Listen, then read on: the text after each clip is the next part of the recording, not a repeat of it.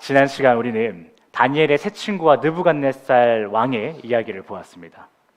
그리고 우리는 이들 사이에서 질투하던 갈대아 술사들이 다니엘의 세 친구와 왕의 사이를 갈라놓으려고 시도했다는 것 또한 알고 있습니다. 하지만 그 시도는 결국 실패하고 말죠. 이러한 과정을 통해서 하나님께서 이방 나라의 왕에게 높임을 받게 되었다라는, 하나님이 승리하셨다라는 그 사실 또한 우리는 보았습니다. 그러고 나서 바벨론에는 많은 일들이 있었습니다. 지난주 우리가 봤던 그 말씀 이후에 많은 일들이 있었고요. 그 이후에 느부갓네살 왕이 내려오고, 왕 자리에서 내려오고, 나보니두스라고 하는 사람과 그의 아들 벨사살 왕이 바벨론의 새로운 통치자로 등극하게 됩니다. 그들은요, 선대 왕인 느부갓네살 왕과 거의 동일한 과정을 거치게 됩니다. 그들은 하나님 앞에서 교만했고요, 또한 하나님을 찬양하기를 반복했죠. 이런 다니엘서의 초반의 과정은 우리로 하여금 한 가지를 확신하게 합니다. 그것은 바로 세상의 권력이 아무리 대단하다고 하더라도 그 끝이 있다는 것과, 주님의 사람들은 그것을 끝내 뛰어넘어 하나님의 인도하심을 경험한다는 것입니다. 그렇다면 이제는 그 대단했던 바벨론도 막아내지 못한 더 강력한 국가, 성경에는 메대라고 쓰여 있고요, 우리에겐 페르시아로 더 익숙한 그 나라가 세상을 통치할 그때에도 과연 하나님은 전능하셨는가? 하나님은 자신을 믿는 자녀들을, 백성들을 능히 지키시는 분이었는가를 오늘 확인하기를 원합니다. 오늘 본문 1절을 보시면요, 바벨론을 점령한 페르시아의 왕 다리오라는 자가 나옵니다. 그는 바벨론을 밀어낸 후에 그 자리에 자신의 정부를 세우기 위해서 고관 120명을 전국에 세워버립니다. 그리고 그들 위에 누구를 세우죠? 총리 3명을 세우죠. 그런데 재밌는 것은 왕 바로 다음의 권력인 이 총리, 3명의 총리 중 1명이 다니엘이었다는 것입니다. 다니엘이 누굽니까? 이 다리오 왕이 점령한 그 바벨론, 그 나라의 왕 다음 가는 권력자였습니다. 그런데 그가 다음의 나라에서도, 다음의 시대에서도 여전히 총리로 올라와 있다는 것입니다.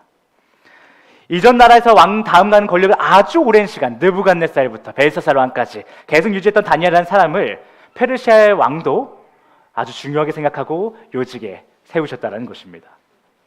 그런데 이처럼 나라와 시대를 뛰어넘어 모든 왕에게 사랑을 받고 또한 중용을 받는 다니엘에게는 항상 따라붙는 이들이 있죠.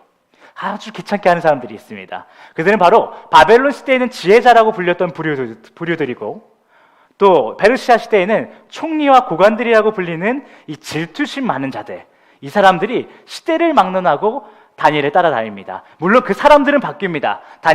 바벨론 시대 때의 사람, 질투하던 사람이 또 다르고요, 페르시아 시대 때 질투가 많았던 사람들이 또 다릅니다. 그러나 어쨌든 시대를 막론하고 어떤 사람이든 다니엘을 보면 그렇게 질투를 했나 봅니다.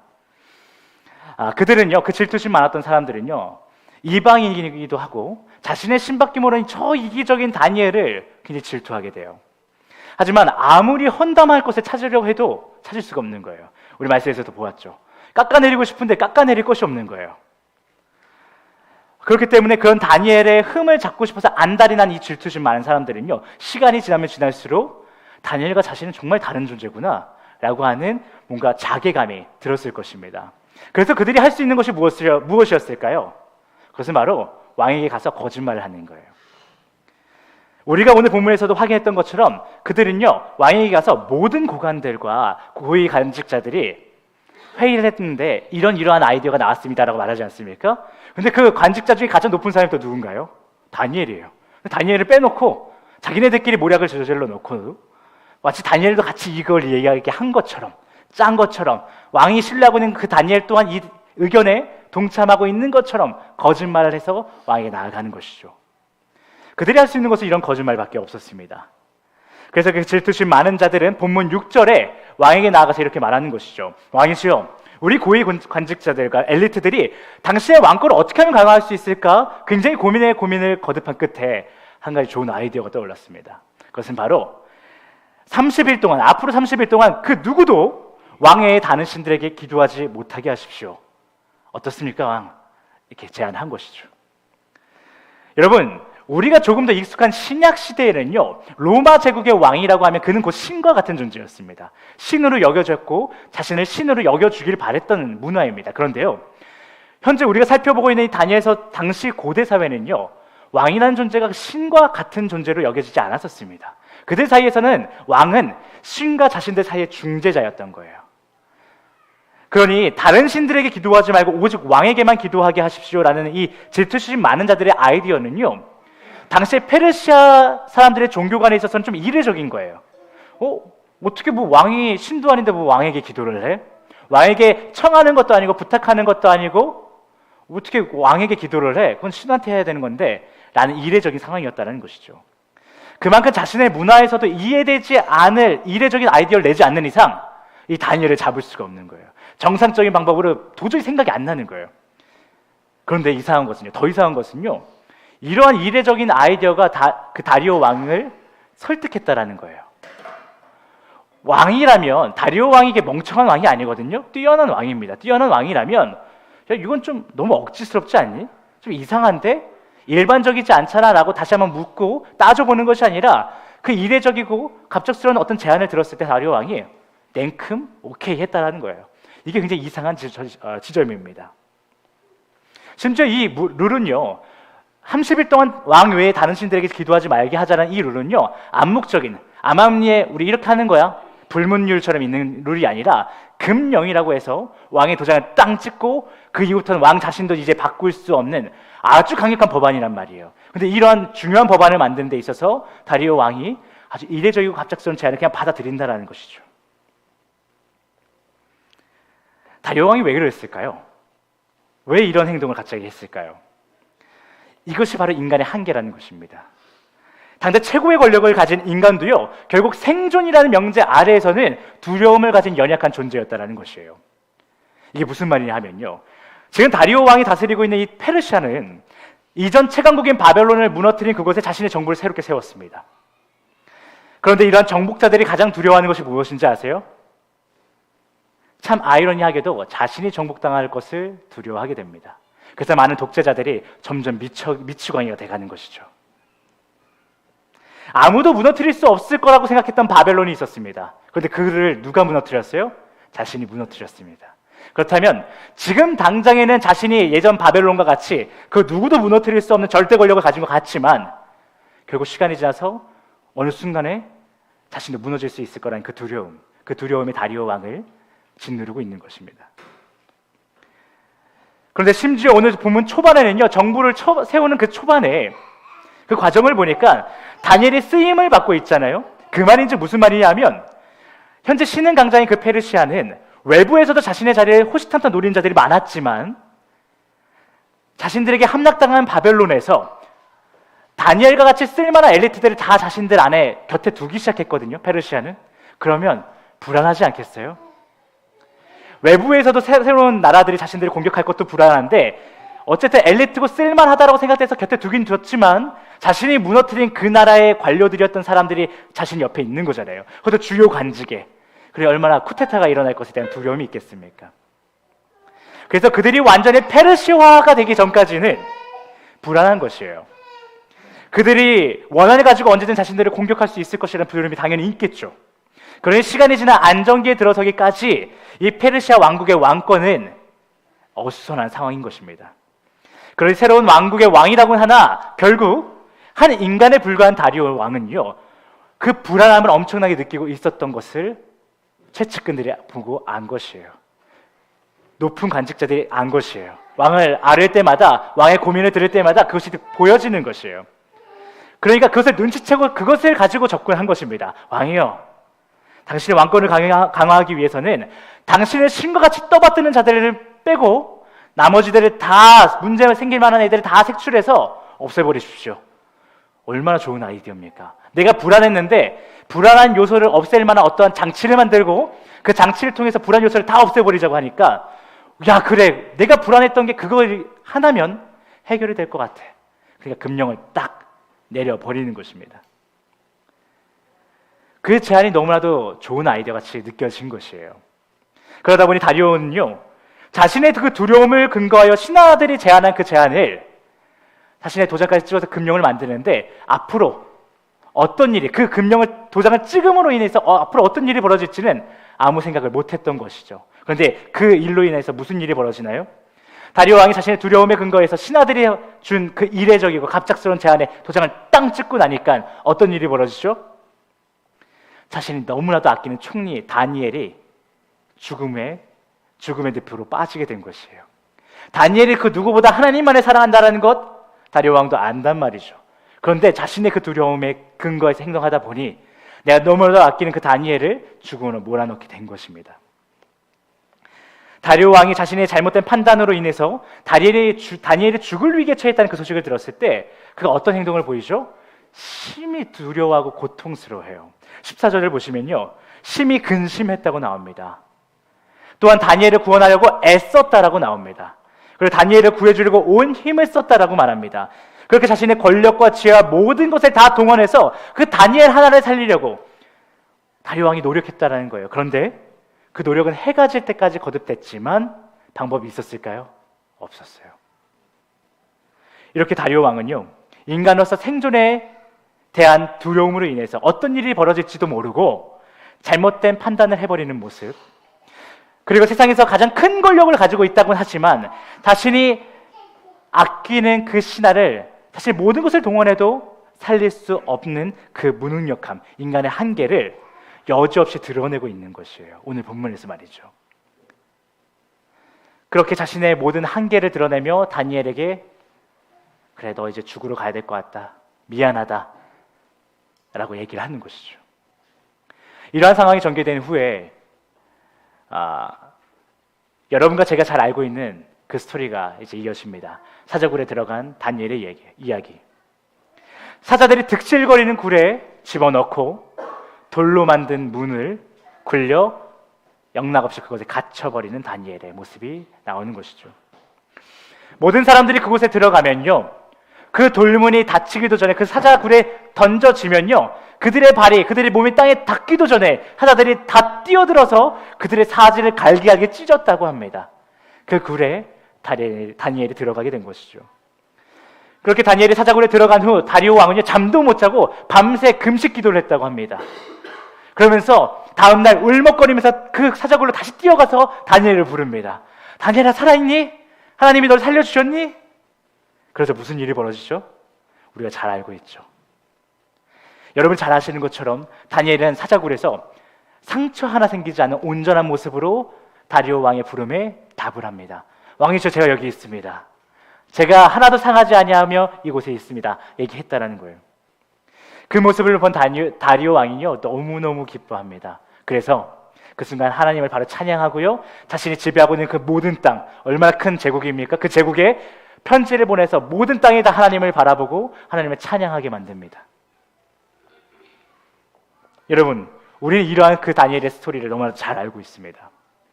다니엘이 사자굴에 들어갔고, 그러나 그가 죽지 않고 돌아오매 다리오 왕이 하나님을 찬양했고, 그의 온 땅이 하나님을 찬양했고, 그렇게 총리 다니엘과 왕 다리오가 페르시아 왕국을 잘 다스려 나갔다는 그 이야기 잘 알고 있습니다.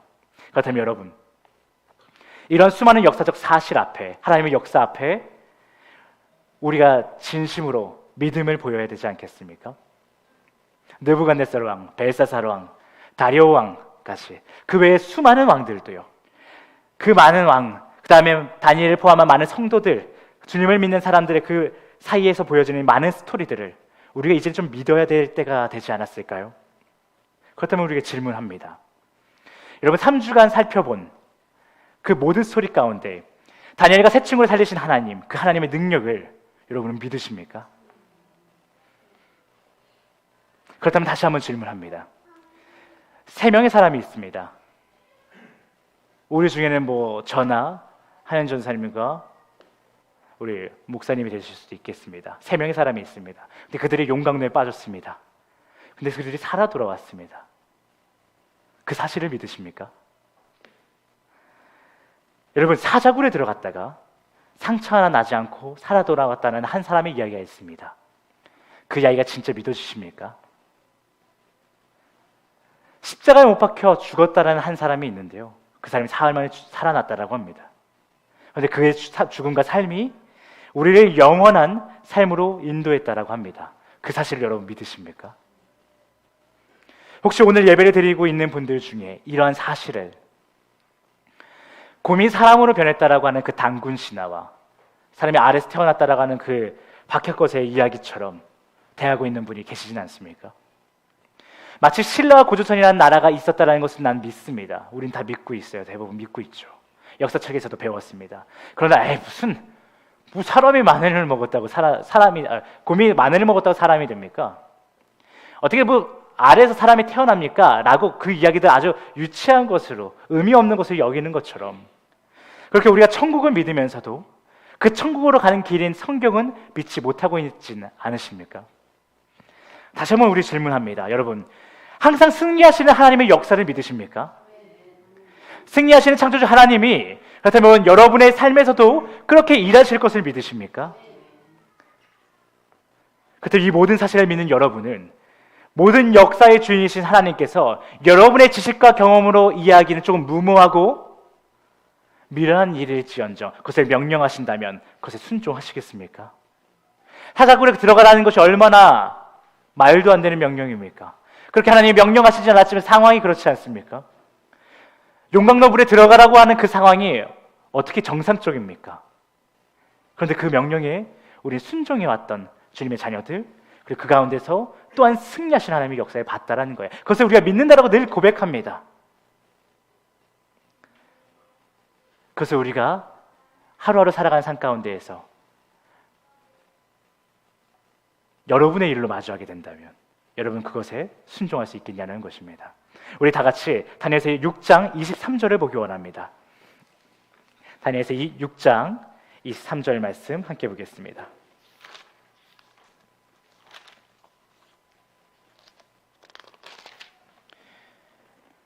네, 다 찾으신 줄 알고 우리 함께 읽겠습니다. 시작.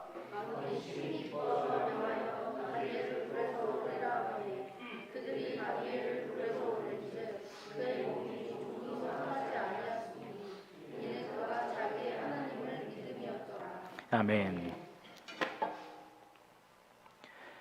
오늘 우리가 살펴본 이야기, 즉 승리하신 하나님을 끝까지 믿어 그 하나님의 능력을 경험한 다니엘의 이야기, 그리고 앞서 2주 동안 살펴봤던 다니엘과 그 세 친구의 이야기.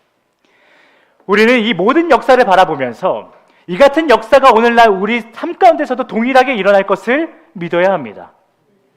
우리가 이러한 역사적 사실을 믿었을 때에, 주님의 말씀을 믿었을 때에 주님은 여러분과 저를 통해 이 세상을 바꿔 나가실 것입니다. 느부갓네살 왕이, 벨사살 왕이, 다리오 왕이 하나님을 찬양한 것 같이 여러분을 통해서 이 세상이 하나님을 찬양하게 될 것입니다. 왜냐하면 하나님이 그것을 바라시고 그에게는 그럴 만한 능력이 있으시기 때문입니다. 우리는 이 사실을 다니엘과 세 친구처럼 믿기만 하면 되는 것입니다. 그런데 그 믿는다는 것이 왜 이렇게 어려울까요? 내가 주님을 믿으면, 이 이야기들을 믿으면, 하나님께서 나의 삶에 역사하실 것을 믿으면 나를 통해서 하나님께서 세상을 바꾸실 것을 난 믿습니다. 믿으면 되는 건데 그게 어렵다라는 거예요. 왜 우리는 이 세상의 바벨론과 페르시아와 같이 막강한 권력을 갖고 있는 자들 앞에 서면 난 아무것도 할 수 없을 것 같다라고 여기게 되는 것일까요? 그것을 바꿔놓는 것은 왜 불가능하다고 여기면서 겨우 나의 신앙 하나를 돌보는 것을 허덕이며 살아가는 것일까요? 나나 잘하자. 내가 누굴 바꿔? 내가 이 모양인데 뭘 바꿔? 나나 잘 믿고 나나 교회 잘 가자. 왜 이 정도에 우리는 머무는 걸까요? 어떻게 하면 우리도 다니엘처럼 사자굴에 들어갈 위기, 즉 수치와 조롱을 당하는 그 상황, 결국 패배할 위기, 죽을 위기 가운데서도 하나님을 끝까지 붙잡음으로 그의 능력을 힘입어 살아갈 수 있는 것일까요? 여러분 그 비결을 알고 싶으신가요? 방금 읽었던 6장 23절에 그 다니엘이 하나님의 그 능력을 경험하고 그 경험한 이유가 그가 믿어서라고 하는데, 우리 삶 가운데 정말 하나님의 역사가 일어나고 그의 능력이 보여지고 그것을 내가 하나님의 믿음으로 이렇게 하나님이 나의 삶 가운데 역사하셨습니다 라고 말하는 그 삶을 여러분도 살고 싶으신가요? 여러분도 정말 위협과 조롱이 난무하는 이 세상 가운데에서 하나님만 붙잡고 살아가고 싶으신가요? 더 나아가 여러분의 자녀, 여러분의 부모가, 여러분의 사랑하는 어떤 사람들이 그렇게 살아가길 진심으로 바라시나요? 그렇다면 우리 다니엘서 6장 10절을 주목하기 원합니다. 그것에 다니엘의 믿음의 비결과 순종의 비결이 숨겨져 있습니다. 다니엘서 6장 10절입니다. 우리 다 같이 다니엘서 6장 10절 봉독해 올리도록 하겠습니다. 시작.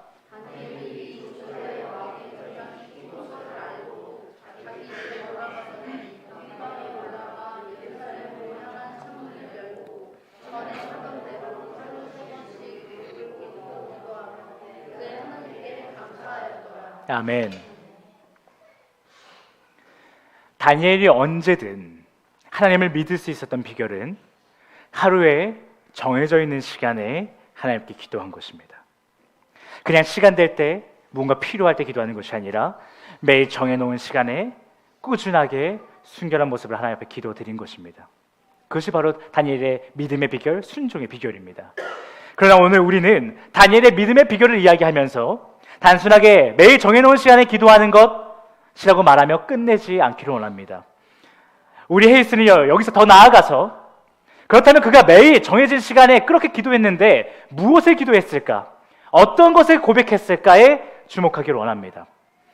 그가 무엇을 구했길래, 무엇을 그렇게 꾸준하게 매일과 같이 구했길래 기도하면 사자굴에 들어간다고 했는데 분명히 방금 금령 찍혔는데 그럼에도 불구하고 기도할 수 있었냐라는 거예요.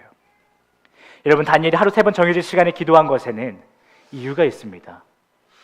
우리가 다 함께 열왕기상 8장 35절부터 36절을 살펴보겠습니다. 열왕기상 8장 35절부터 36절 말씀입니다.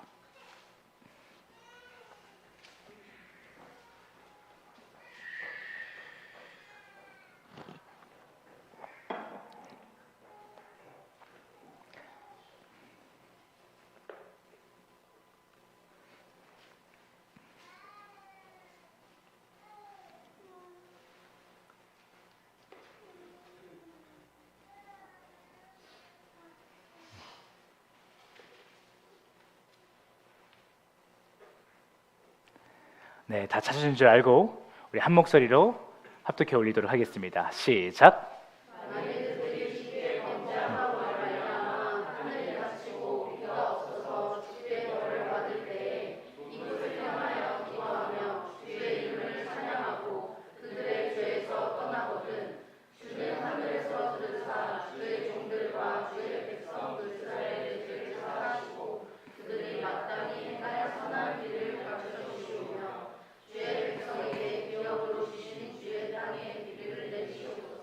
아멘. 여러분, 다니엘이 바벨론의 시대에도 페르시아 시대에도 매일 정해진 시간에 기도했던 것은 하나님을 떠난 이스라엘이 하나님께 벌을 받았을 때에 이에 대한 반응으로 회개 기도를 올려드리면 그 기도를 받아주시고 부디 용서하시어 다시금 하나님께서 주시는 지혜로 구원을 얻게 하여 주시옵소서라고 했던 솔로몬의 기도를 근거하고 있는 것입니다. 다시 말해 다니엘이 하나님께 매일 몇 번이고 올려드렸던 기도는 어떤 능력 있고 흠없는 성도가 올려드리는 흔들림 없는 기도가 아니라 오래전 자신의 나라가 주님을 떠나서 하나님께 심판을 받아 나라가 사라졌고 그로 인해 본인이 바벨론에 지금은 페르시아의 종이 되었다는 사실을 인정하는 자신의 죄인됨과 연약함을 끊임없이 인정하는 하나의 행위였던 것입니다. 남들이 볼 때는 저 흔들림 없는 녀석, 저 부러지지 휘어지지 않는 녀석, 흠이 없는 녀석이라고 불릴지 모르겠지만 다니엘은요 하나님 앞에 하루에 3번 나아갈 때 나는 죄인이고 나는 흠이 많은 연약한 존재입니다라고 끊임없이 인정하는 시간을 보냈다라는 거예요. 그렇게 다니엘은 자신의 나라가 하나님을 떠난 사실, 그래서 언제든 하나님을 또 떠날 수 있다라는 자신의 연약함을 매일 정해진 시간에 몇 번이고 인정했다라는 것이에요. 여러분, 다니엘도 저와 여러분과 저와 다를 것 없는 그냥 사람입니다. 자신의 나라가 망하는 것을 경험한 사람입니다. 그리고 자신의 나라가 망하게 된 그렇게 망할 수 있도록 만들어버린 그 막강한 바벨론의 모습 앞에 두려웠을 그냥 한 사람입니다. 그런데 그 국가를 망하게 한 또 더 강한 페르시아는 바벨론보다 더 두려웠을 다니엘입니다. 여러분, 오늘 본문 6장 10절에 여기서 나온 다니엘의 기도는 남들과 비교해서 대담하며 아주 대단했던, 그래서 난 누가 뭐래도 하나님만 붙드는 기도를 할 거야. 나는 너네가 아무리 그런 금령을 지은들 나는 흔들리지 않아. 우리 하나님뿐이야. 나는 흔들림 없이 의지가 아주 강한 사람이 올려드는 기도의 모습이 아니었다라는 거예요. 우리 마치 대단한 다니엘이 대단한 기도를 올려드려서 대단한 믿음의 모습을 보인 것처럼 여기지만 그렇지 않다라는 겁니다. 그의 기도의 근거, 기도의 내용은 나는 죄인이고 나는 여전히 죄인, 연약한 존재입니다라는 인정의 고백이었다는 것이죠. 세상의 권력이 압제를 가하고 자신을 따르라 명할 때 주님, 나는 언제든 이에 흔들릴 수 있고 그래서 전처럼 주님을 떠날 수 있는 연약한 존재입니다 라는 것을 알고 하나님 앞에 이를 고백하는 그냥 평범한 인간의 기도가 바로 6장 10절에 나왔던 다니엘의 기도인 것입니다. 그런데 그 연약한 인간의 기도가 하나님께 올라가니까 능력의 하나님이 일하시기 시작하신 것뿐입니다. 주님께서 두려움에 떨며 매일 기도하고 회개하기를 반복하고 있는 이 다니엘에게 두려움을 뛰어넘어 선한 길로 갈 수 있는 담대함을 주시고 죽지 않게 되는 구원을 경험케 하신 것입니다. 다니엘의 믿음이 대단해서가 아니라 다니엘의 연약함을 통해서 일하신 주님이 대단하신 것입니다. 그리고 이는 다니엘에게만 나타난 특정한 은혜가 아닌 사실 창조 원리이기도 합니다. 우리는 아담과 하와가 에덴 동산에서 나오게 된 그 사건을 기억합니다. 그리스도인들이라면 그 사건을 아주 여러 가지 의미로 사용하죠. 재미 요소로 사용하면서 맨날 옷 고르는 거 귀찮고 옷 사는 거 돈 비싸서 힘들 때 걔네들이 죄만 안 지었어도 내가 이 고생을 안 하는데, 혹은 뭐 출산 등 여러 고생, 땀 흘리고 수고하는 그 모든 것 가운데 느껴지는 고난들, 그것이 느껴질 때마다 걔네들이 죄만 안 졌어도 이런 얘기 많이 하죠. 우리 그 사건을 다 기억합니다.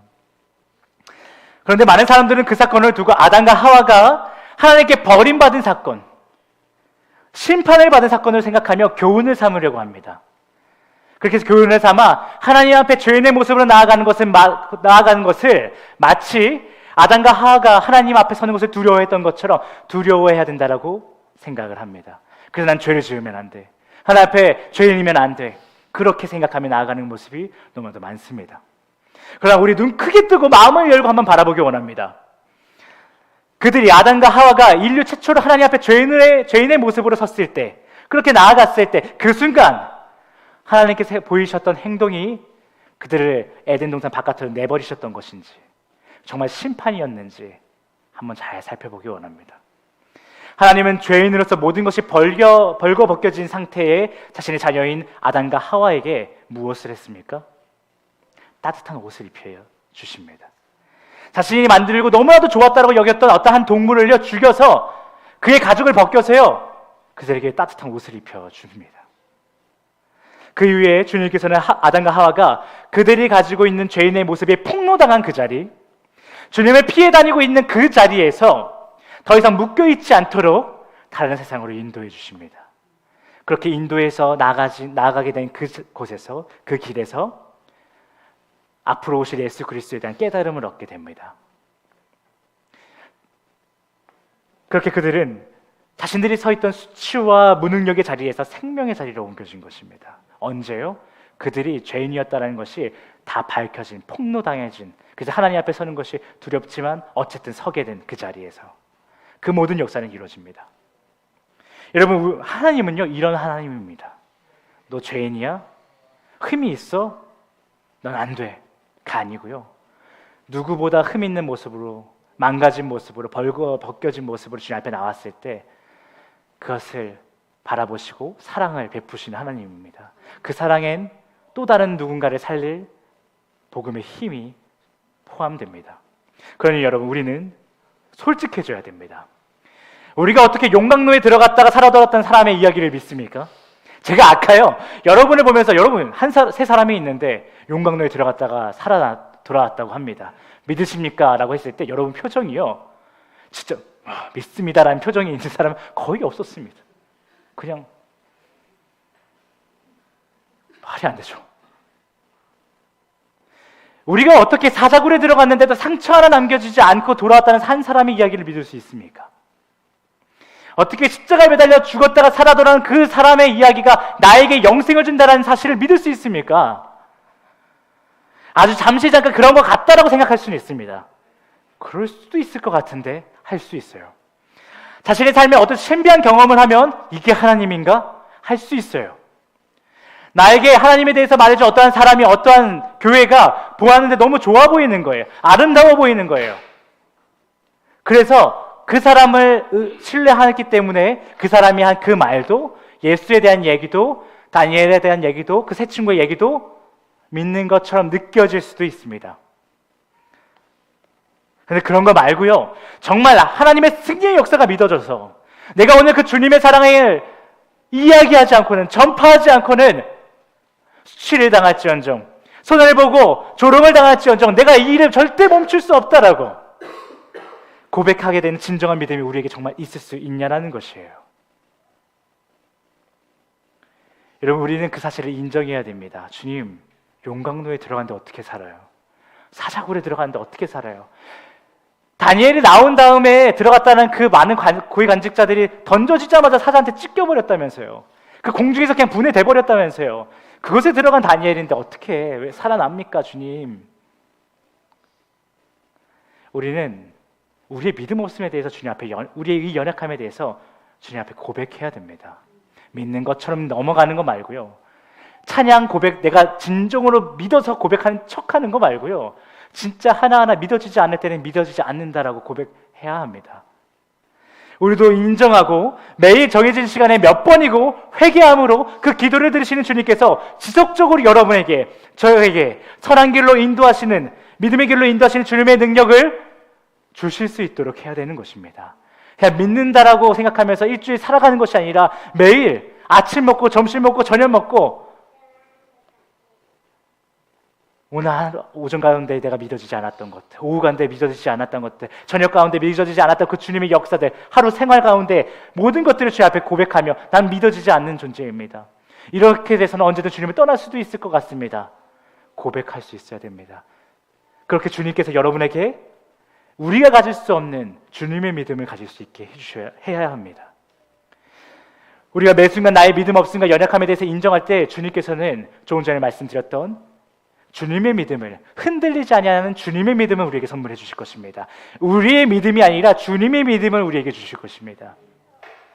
즉 우리를 구원하시기를 작정하신 그 하나님의 뜻, 그것을 여러분과 제가 깨닫게 되므로 날 구원하신 하나님을 사랑할 수밖에 없게 하는 그 믿음, 그 예수 그리스도의 믿음을 우리가 가질 수 있게 해달라고 기도해야 되는 것입니다. 또한 모든 것이 가능한 주님의 능력이 우리에게 부어지기를 매 순간 기도해야 하는 것입니다. 주일 예배 한 번 드렸다고 해서 일주일이 보장되지 않습니다. 요즘 이런 아이패드 사면 1년을 보장해 주지만 믿음은 주일 한 번 예배 드린 것으로 일주일이 보장 안 됩니다. 매일 매 순간 정해진 시간에 주님 앞에 나의 연약함을 고백함으로 인증받고 보증받고 수리받아야 됩니다. 우리가 그렇게 주님 앞에 매일 나아간다면, 그렇게 믿음 없던 우리는 다시금 그 누구도 끊을 수 없는, 천사도 끊을 수 없는 온전한 믿음을 소유하게 되는 것입니다. 어느 상황에나 자족할 수 있는 그 능력을 소유할 수 있게 되는 것입니다. 그렇게 하나님을 조롱하는 이 세상을 바꿔놓게 되는 것입니다. 그 세상을 바꿔놓는 시작이 이번 11월에 진행될 우리 헤이스 파티가 되기를 소망합니다. 우리가 해당 파티를 하나의 행사로만 생각하는 것이 아니라, 그래서 행사를 준비하는 과정이 단순한 작업의 과정이 되는 것이 아니라, 사자굴에 들어가게 된다고 하더라도 흔들리지 않고 나의 하나님을 부르짖던, 그렇게 부르짖게 했던 다니엘의 꾸준한 기도의 그 시간들처럼 헤이스 파티를 준비하는 그 기간도 하나님 앞에 우리의 꾸준한 기도를 올려드리는 시간이 되기를 소망합니다. 그렇게 매일 하나님, 이거 바자회 해야 되는데요, 보드게임 재밌게 한번 해야 되는데요, 이거 기도하셔야겠지만, 지혜를 달라고 기도해야겠지만, 하나님, 이 일을 내가 나의 즐거움과 우리 교회가 그냥 트렌디해 보이게 하는 그 어떤 장치로서 사용하지 않게 해주십시오. 나는 그러기에도 충분한 존재입니다. 주님, 이 행사를 통해서 주님께서 구원할 한 영혼을 나에게 보여주시옵소서.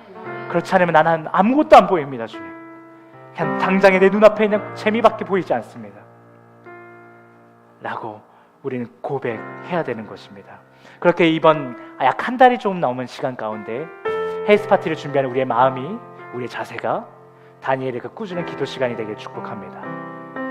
여러분, 권면하고 또 강권합니다.